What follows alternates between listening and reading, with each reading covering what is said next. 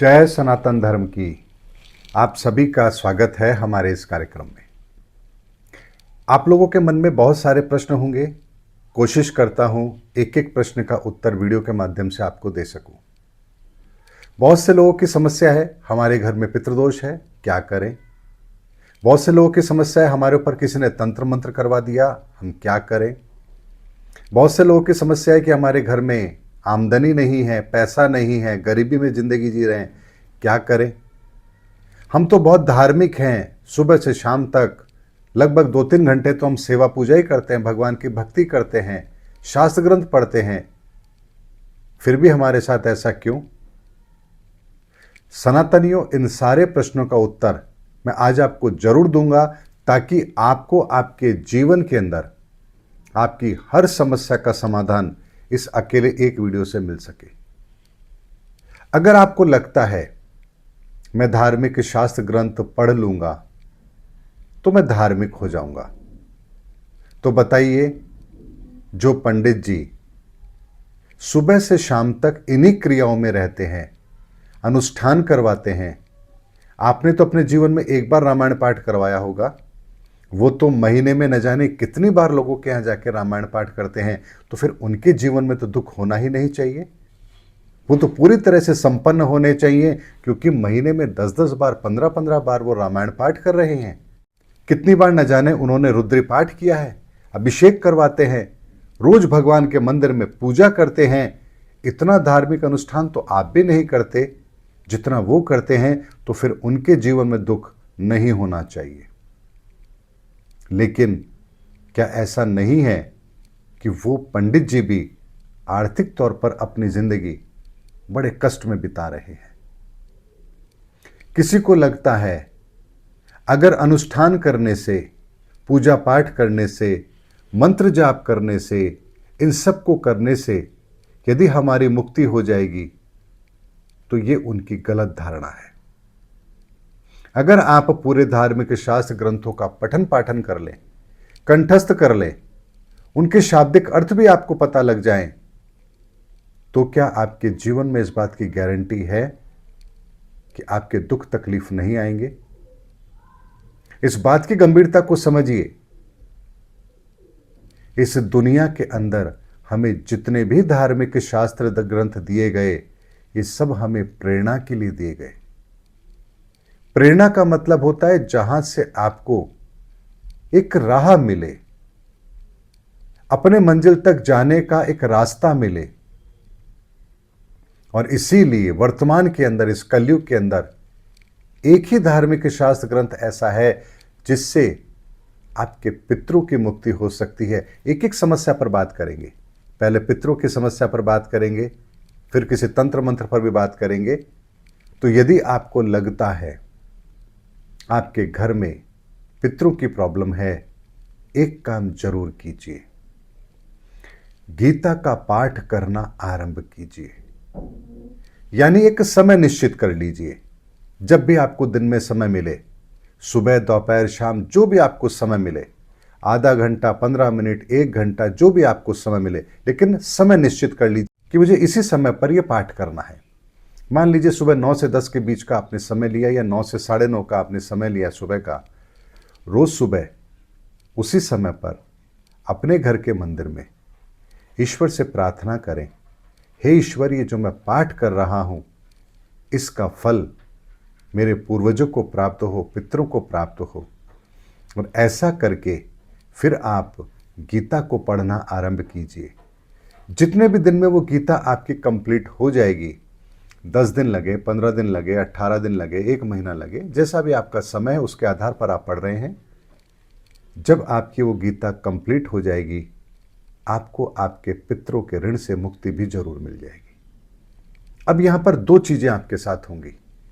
या तो आप इस काम को सहज रूप से कर पा रहे होंगे, तो इसका मतलब है कि आपके घर में जो पितृ हैं वो देवतुल्य हैं, अच्छे हैं, अच्छी आत्माएं हैं, उन्हें मुक्ति चाहिए और आप मुक्ति का साधन ही उन्हें दे रहे हैं। ऐसे में वो बड़े प्रसन्न भी होंगे, उन्हें अपनी मुक्ति का मार्ग भी मिलेगा, क्योंकि गीता के अंदर मोह को त्याग करके अपने कर्तव्य की पालना करने की ही सीख दी गई है। ऐसे में वो आत्माएं भी अपने इस घर के मोह से मुक्त होकर अपने गंतव्य स्थान के लिए प्रस्थान करती हैं।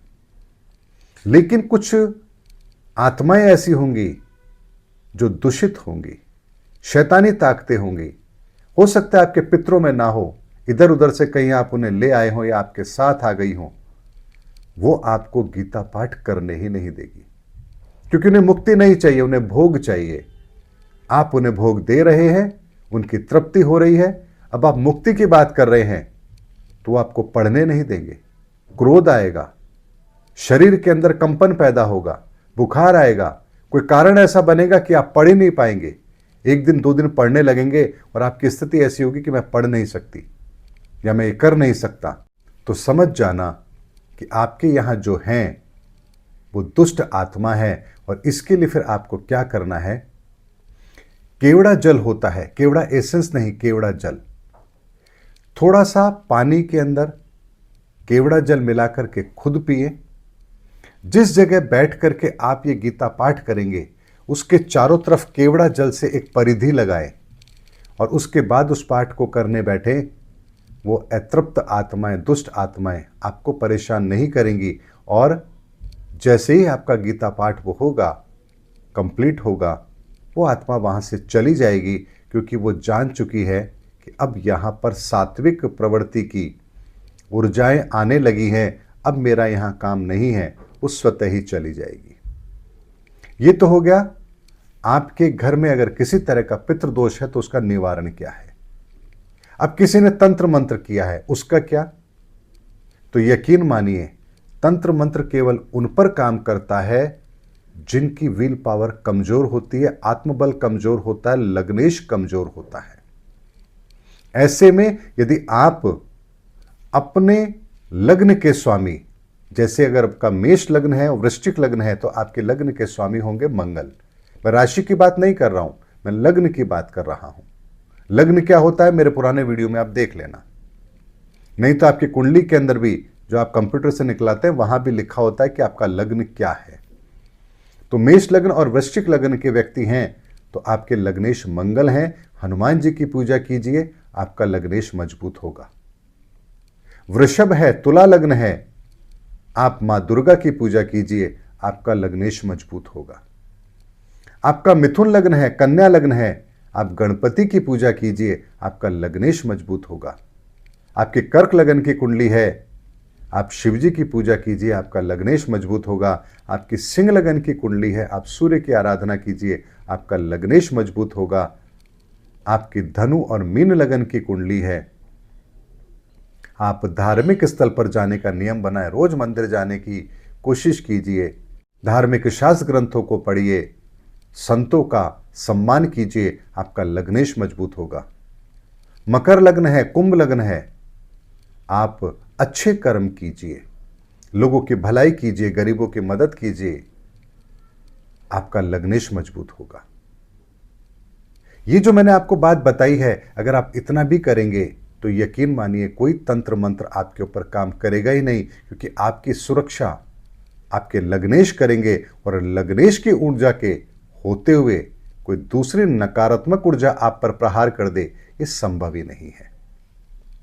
अब बात करते हैं उन लोगों की जो बहुत मेहनत तो करते हैं, पूजा पाठ भी करते हैं, ऐसी कोई पितृदोष वाली बात भी नहीं है, लेकिन फिर भी दुखी हैं। तो उसके पीछे के कारण को समझ लीजिए। मैं एक उदाहरण से आपके सामने बात रखता हूं। यदि मान लीजिए आपको 2 से लेकर के 100 तक के पहाड़े पूरे याद है, 2 से लेकर 100 तक की टेबल आपको याद है, मैथमेटिक्स में आप बहुत होशियार हैं, तो क्या आप एक सफल बिजनेसमैन बन पाएंगे? ये गारंटी है इस बात की। मान लीजिए आपको सारी नॉलेज है किसी चीज की, ये चीज कहां से आती है, कहां बिकती है, कितने में आती है, कितने बिकती है, तो क्या इस बात की गारंटी है कि सारी नॉलेज आपको बिजनेस में फायदा देगी ही देगी? यानी ये सारी नॉलेज आपको एक इंफॉर्मेशन तो दे रही है, लेकिन जब आप बिजनेस करने जाते हैं तो परिस्थितियां क्या होती हैं? आप जिन लोगों से माल खरीद रहे हैं वो लोग कैसे हैं, बेईमान हैं या ईमानदार हैं? जिन लोगों को आप उधार माल बेच रहे हैं उनकी नीयत कैसी है? गवर्नमेंट की पॉलिसी कल क्या आएगी? उस प्रोडक्ट का दाम कम ज्यादा मार्केट के हिसाब से होगा तो आपकी स्थिति क्या होगी? आपने जो फाइनेंस लिया है वो फाइनेंस, उसका ब्याज आप चुका पाएंगे, नहीं चुका पाएंगे? ग्राहक आपकी दुकान तक आएगा या नहीं आएगा? अगर कोई ग्राहक आएगा, उसकी पसंद बार बार बदलती है, क्या आप उसके अनुसार परिवर्तन कर पाएंगे? आपके घर में कोई अकस्मात ऐसी घटना हो जाती है जिसकी वजह से आपको बहुत बड़ा आर्थिक नुकसान होता है, उसका प्रभाव आपके व्यापार पर पड़ेगा। तो क्या ये सीख किसी इंस्टीट्यूट के अंदर मिलती है कि इन परिस्थितियों का मुकाबला आप कैसे करेंगे? बिजनेस मैनेजमेंट में आपको बिजनेस की टिप्स तो बताई जाती है, लेकिन जब आप बिजनेस करते हैं तो बहुत प्रैक्टिकल अप्रोच के साथ काम करना पड़ता है। ऐसी क्या कमी रह गई थी कि अनिल अंबानी आज कर्जे में है, वीडियोकॉन बर्बाद हो चुका है, बिग बाजार बंद हो चुका है? क्या इनके पास अच्छे अच्छे सीए नहीं थे, डायरेक्टर्स नहीं थे? क्या इनके पास कोई कमी थी बुद्धि की? लेकिन ऐसा क्या हुआ कि सब बर्बाद हो गए? क्योंकि इनके सामने जो परिस्थितियां पैदा हुई मार्केट के अंदर अचानक से, उन परिस्थितियों का ये मुकाबला नहीं कर पाए। आपका बिजनेस अच्छा चल रहा है, कल अचानक से कोई कॉम्पिटिटर आपके सामने आके खड़ा हो जाएगा, आपसे सॉलिड है, आपको खत्म करने के लिए वो प्राइस वार शुरू कर रहा है, आप सरवाइव नहीं कर पाएंगे। क्या ये परिस्थितियां, इनका आकलन किसी किताब में होता है? तो आप सोचिए, जब आप धार्मिक शास्त्र ग्रंथ पढ़ रहे हैं, राम का चरित्र पढ़ रहे हैं, कृष्ण का चरित्र पढ़ रहे हैं, वेद पढ़ रहे हैं, उपनिषद पढ़ रहे हैं, तो क्या उनके अंदर आपके जीवन की वर्तमान समस्या है, उसका समाधान मिलेगा? आपको केवल संकेत मिलेगा कि किस कालखंड के अंदर कैसी परिस्थिति हुई तो उन्होंने क्या किया। एक इंफॉर्मेशन है, लेकिन वो इंफॉर्मेशन आपकी वर्तमान परिस्थिति से मुकाबला करने के लिए पर्याप्त है क्या?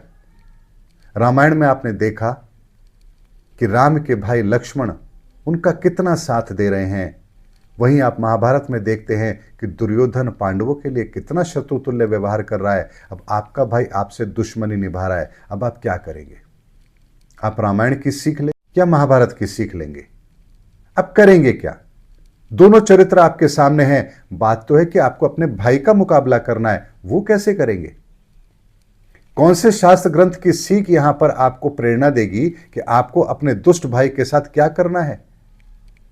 कोर्ट केस कर रखे हैं, आपकी जमीन को हड़प रहा है, आप पर इल्जाम लगाता है, क्या करेंगे? कहां समाधान मिलेगा आपको?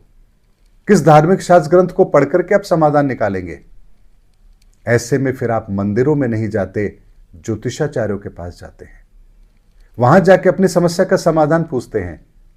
तो वहां से आपको समाधान कैसे मिलता है? अगर एक अच्छा एस्ट्रोलॉजर होगा, वो जरूर आपको समाधान देगा, लेकिन कैसा देगा? जो आप चाहते हैं वो देगा या जो आपके लिए सही है वो देगा? तो यहां आपकी कुंडली बताती है कि आपके साथ ये जो परिस्थिति है, इन परिस्थितियों का मुकाबला आप क्यों नहीं कर पा रहे हैं?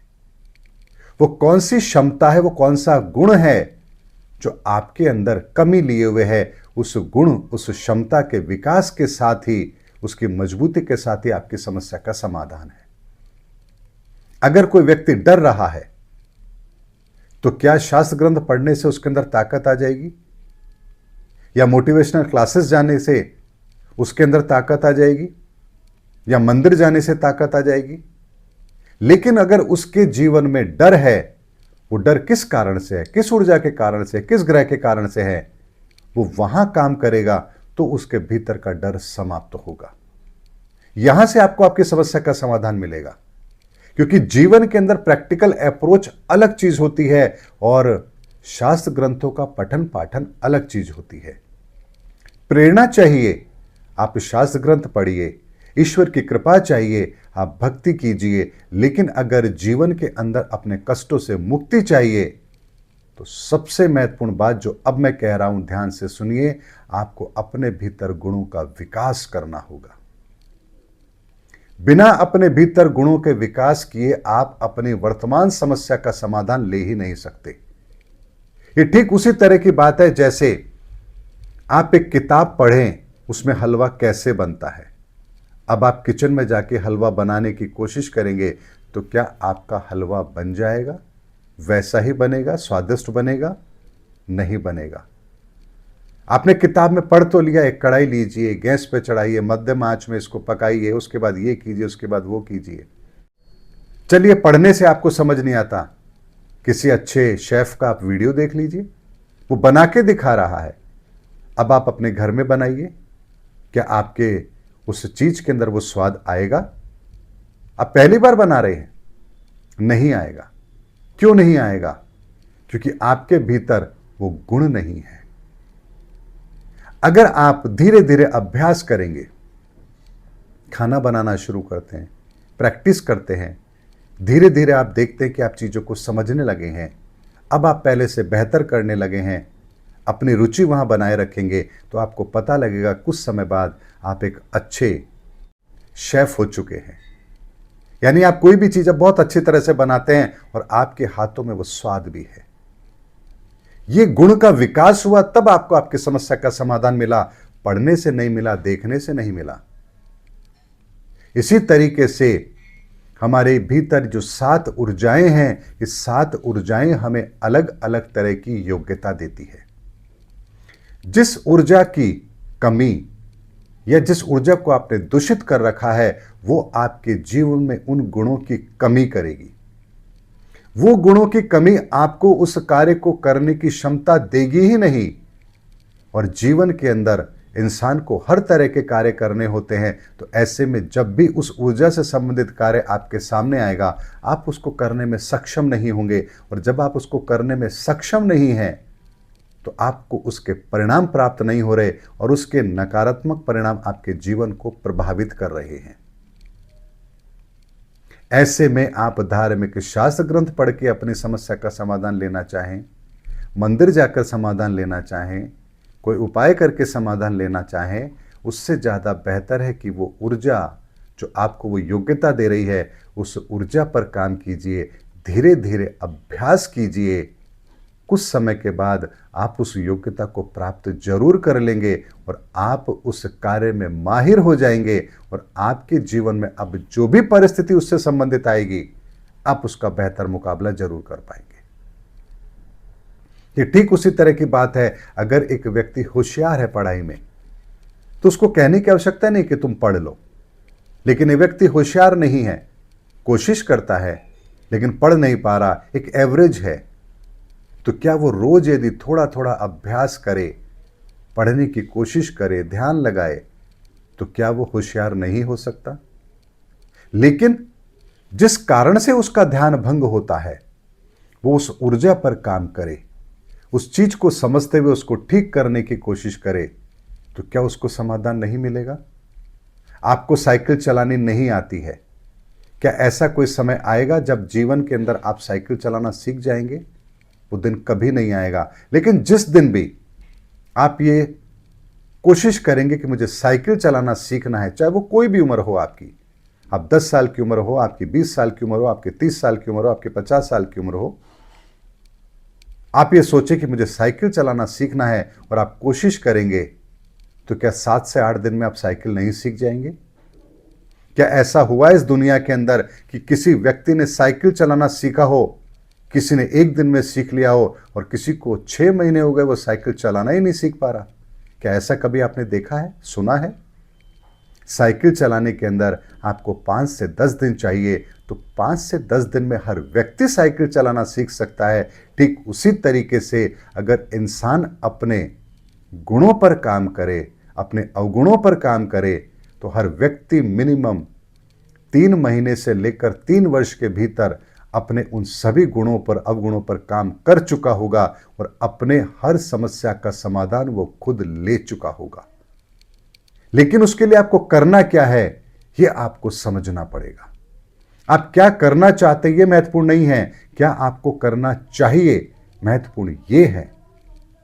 इसीलिए अपनी योग्यता को पहचानिए, अपने भीतर गुणों का विकास कीजिए। गुण और अवगुण दोनों हमारे भीतर हैं। अवगुणों को कम करके गुणों को बढ़ाना, यही हमारी वर्तमान समस्या का समाधान है। हमारे विकार, काम, क्रोध, मोह, लोभ, अहंकार, ये हमारे परिणामों को प्रभावित करते हैं और हमारे गुण, प्रेम, दया, क्षमा, शालीनता, ये हमारे गुण हैं। इन गुणों के विकास के साथ आप अपने भीतर उन ऊर्जाओं को बढ़ाने में कामयाब होंगे जो आपके जीवन को श्रेष्ठ बनाएगी। और विकारों पर जब आप काम करेंगे तो आपके भीतर जो विकार जो आपके गुणों को प्रभावित करते हैं, उन गुणों की क्षमताओं को कम करते हैं, आपको उसको बेहतर तरीके से उसका तालमेल बिठाने में मदद मिलेगी। अगर एक व्यक्ति क्रोध में आकर किसी का कत्ल कर देता है, हत्या कर देता है, तो क्या अब उसके इस क्रोध ने उसको 18 साल जेल की सलाखों के पीछे भेजने का कर्म तय नहीं कर दिया है? परिणाम यही है। लेकिन अगर उस समय, जिस समय घटना हो रही है, अगर उसके भीतर क्रोध का विकार नहीं होता तो क्या वो ये कर्म करता? अगर वो ये कर्म नहीं करता तो क्या उसके जीवन के 18 साल जेल में बीतते? यानी एक क्षण के लिए आपके वो क्रोध का विकार आपके जीवन के 18 सालों को काल कोठरी में ले जा रहा है। और वहीं कोई व्यक्ति आकर के आपका अपमान कर रहा है और आप मधुर मुस्कान में चुप बैठे हैं, शांत बैठे हैं, कुछ नहीं कह रहे। व्यक्ति थोड़े समय के बाद चला जाएगा, लेकिन आप उसके नकारात्मक परिणामों से प्रभावित नहीं होंगे, क्योंकि आपने उसकी किसी भी ऊर्जा को, किसी भी नकारात्मक ऊर्जा को अपने भीतर प्रवेश करने ही नहीं दिया। आपका यहां गुण शांत स्वभाव आपके काम आ रहा है और आप शांत स्वभाव से बैठे हैं, और ये गुण आपको अब कितने बड़े संकट से बचा रहा है।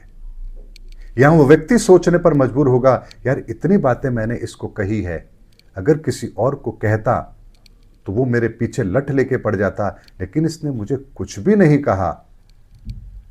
यार कुछ तो बात इसमें ऐसी है जो इसको अलग बनाती है। यहां उस व्यक्ति का दृष्टिकोण आपके प्रति बदल जाएगा। ये दोनों उदाहरण मैंने आपके सामने दिए कि कैसे हम अपने अगर श्रेष्ठ गुण को साथ लेकर अपना जीवन चलाते हैं तो कितनी बड़ी समस्याओं से हम अपने आप को बचा लेते हैं। और जहां अब अपने विकारों को लेकर के दुनिया के सामने चले जाते हैं, हम स्वयं अपने जीवन को कष्ट में बना लेते हैं। इसीलिए परिस्थितियां हमारे सामने आएंगी। जैसे व्यापार के अंदर अचानक से अलग अलग परिस्थिति आती है, वो व्यापार का हिस्सा है, उसको आप रोक नहीं सकते।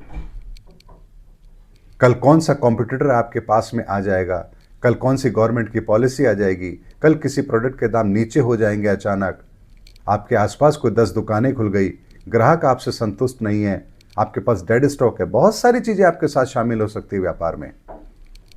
ठीक उसी तरह से आपके जीवन के अंदर भी कल क्या होगा आपको नहीं पता। कल आपके संतान के साथ क्या होगा आपको नहीं पता, कल आपके पति पत्नी के साथ बीच में क्या होगा आपको नहीं पता, आपके माता पिता के साथ क्या होगा आपको नहीं पता, आपकी संपत्ति आपके साथ कब तक रहेगी आपको नहीं पता, कल आपका शरीर साथ देगा नहीं देगा आपको नहीं पता। ऐसे में अगर वो परिस्थिति आएंगी तो आप क्या करेंगे?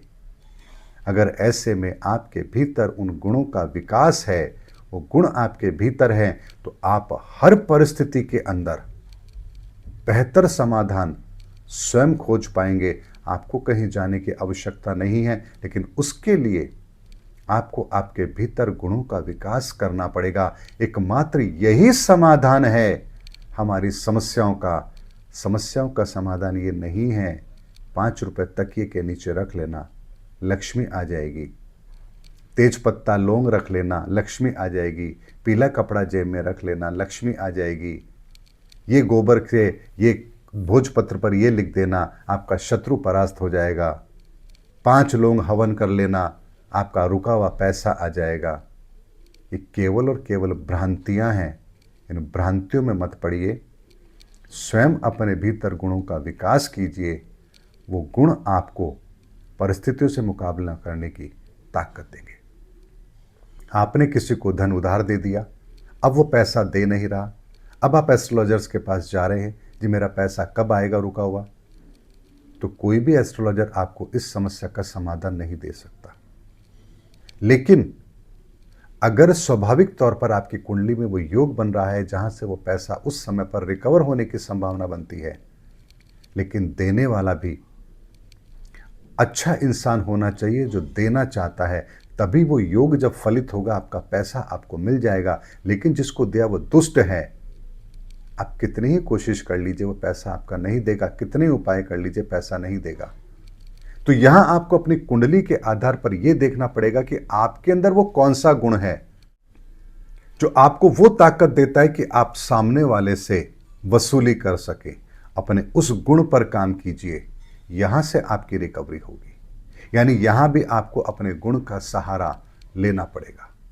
यानी आप बोलने में बड़े एक्सपर्ट हैं, आप जाकर के 10 बात उसको बोलेंगे, आपकी बातों का प्रभाव उसके ऊपर होगा, मजबूर होगा देने के लिए।